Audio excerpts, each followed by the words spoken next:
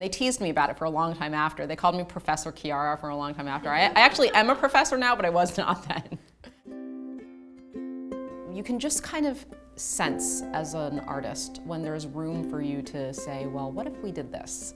I think Paula started her season and said, guys, I have this idea. She was gonna do a reading series of 3 of her students' work, I believe, that would also reflect her voice as a playwright. And so, lucky me, she said, would you come to New York and would you do a reading of your play, Elliot, A Soldier's Fugue? And I had only written 20 pages of that in workshop with her. It was the last thing I started. I was just terrified of audience talkbacks. But Paula said, I'll do the talkback. Let me interview you about the themes. And I said, okay, she really knows my work. And so she's gonna push for what I'm going for. She's gonna make me think, but I know the conversation won't get away from us. It was truly an honor. It was one of the biggest theaters I'd ever heard my words in.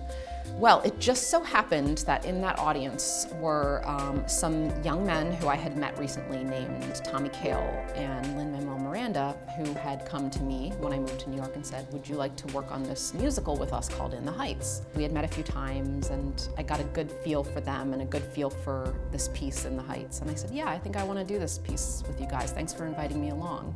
So it was very early in my relationship with them and they came to see this reading. I was dressed very professionally. I had on, you know, a button-down white shirt and a blazer, and they came up to me afterwards and they were like, we are really intimidated to work with you now. So I think I came across as very intelligent and professional somehow. I think a lot of that had to do with, you know, Paula's very respectful framing of the event.